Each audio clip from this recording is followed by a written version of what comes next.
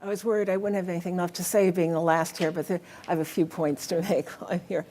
So I'm Janet Johnston, your friendly export control officer. I work together with Nicole Levidow, our compliance administrator, over in NE 18. My background is science and Nicole's is law. So I've seen export control from both directions, from trying to get something into space and also trying to keep us out of trouble. I'm here to help you do what you need to do without getting into trouble with the government. These are the things I'm going to cover in 10 minutes. What's an export? Sounds obvious, but remember the government's involved, so it may not be exactly what you think. So what is controlled, and who's telling us this stuff is controlled? And how do the regulations differ? What determines what export, what thing you can take out of the country with you is prohibited, and what you can take abroad. And another consideration is restricted destinations and parties. We'll talk about that a bit. People go out of the country for many reasons: travel, vacations, visiting home, talks, collaborations, and each of those has kind of a different color to it in export control. And I have a little bit more advice for international travel. A lot of that's been covered. The point of this whole talk is if anything pricks in the back of your brain that, oh, maybe this is an export control issue, just pick up the phone and call us. Usually I can answer your question in 2 minutes. So what's an export? This may seem obvious, but I get a call a week if somebody says, oh, I can't ship this out of the country, I'll just carry it with me, I'm going there next week. It's the same thing. If it's an illegal thing to ship, it's an illegal thing to hand carry. Deemed export. The government considers, even in the US, if you hand some technology or software to the Spanish student sitting next to you, that you've made an export to Spain. Also overseas, you're at a conference in the UK and you hand something to a Swedish attendee, you've exported that to Sweden. Another concept which is actually very tricky is a service or a defense service. And this is doing a service to someone that might be illegal. And it could be because that technology is controlled. Like in your lab, you're working with some ITAR-controlled camera, and you teach a foreign student how to use it. You could be in violation. But also, just giving a talk in a country that's sanctioned is considered a service, an illegal service to that country. Very important to know who you're dealing with. If you're giving a special seminar and you have foreign nationals from sanctioned countries, that's illegal. You actually have to check the passport and nationality of the people you're doing the service for to make sure that you're not doing an illegal service or export. When you're at a conference, please counsel people to stick to published material or material that was intended to be published, fundamental research, because that is not covered by the export control regulations. It's not restricted. And even transfer of public domain information.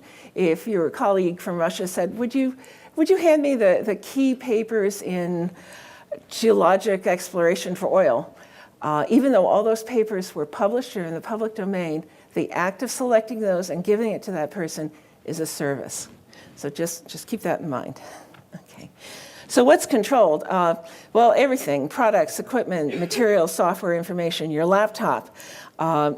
Information stored on your laptop and other devices, including your phone. If you're getting email, which might have sensitive files coming to you, just tell people not to send you that stuff while you're overseas.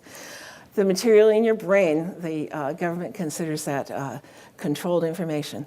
Anything that crosses the border, even if it's temporary, even if it's not sold, even if it'll be used in research, even if it belonged to somebody else. If your colleague in Saudi Arabia lent you an antenna for a GPS, and you brought it back here, you did some work with it, and then he wants it back. Oops, that's restricted to that country. They may have gotten it legally from a company in the US who had a license to ship it to them, but you don't, and so it's illegal to give it back to them. It can be very complicated. So who's saying all this stuff is controlled?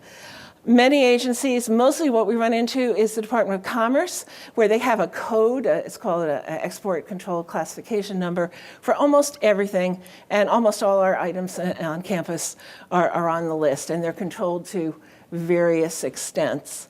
Also, the Department of the Treasury, this is where the sanction programs come in. We'll talk a little more about that, because it's very important when traveling. But how do they differ? Well, the sanctions are really more to punish or coerce a country. It's a political thing. Sometimes it targets a specific technology. But it's not necessarily some dangerous thing they're keeping out of their hands. They just want you to have no interactions with them, business of any sort. The export control regulations from State Department, Commerce, DOE, they're there to prevent dangerous technologies or items falling into the hands of people who will come back and hurt us with them. So it's a different motivation there. Lots of times people say, but this is innocuous, it won't hurt anybody. Why can't I send it to my colleague in Iran? Because the government says you can't send them anything. That's the answer. This is one of my favorites here. If you look very closely at the circled pressure transducer there, you'll see a company from North Andover, Massachusetts. Illegally, one of their employees managed to ship 1,000 of these things to Iran. It's a choke point technology. The government's always looking, some person with a magnifying glass in the NSA looked at this photo op from Iran and said, Andover, Massachusetts. Don't let that be MIT. So. All right, this is one of the most important slides. Is why can an export be illegal? Well, it depends on what the actual item is. High-powered lasers have a higher restriction than a medical laser, for instance. What list is it on? What country are you sending it to? The list from the EAR will tell you for a particular item which countries it's legal to export it to. But is it an OFAC country? One of the highly sanctioned ones like Iran, Cuba, Crimea area, you can't do business with them. Who's it going to? And this is something that's really important. Is it on the restricted parties list? And that could be for the institution or the company you're sending it to and the actual person. And before you send anything to anybody or even work with anybody or invite a speaker to a conference you're doing, you need to check to see if they're on the restricted parties list. A lot of this checking is done in the background at MIT. You don't even see it. But I don't always hear about what's happening with international travel. It takes 2 seconds to run a name. Just call my office. We can do it for you. And what the end use of the item is another reason that something can be prohibited. Again, take the laser. Is it going to be used in a medical device or for targeting a missile? Could be the same piece of equipment. The government also says that even if you have the slight suspicion that your item will be transferred to an illegal third party, then you are guilty of that export. I'm getting warned for time. We talked a lot about laptops. When you take your laptop with you, you're actually traveling under a BAG exception, baggage exception, which means the material you're taking is under your physical control or will be locked up. There was a lot of hoopla a couple of months ago about not having your laptops allowed in the cabin and plane, but checking them. They're no longer under your physical control then, so that makes a difference. Okay. We talked about restricted parties. Always check with me.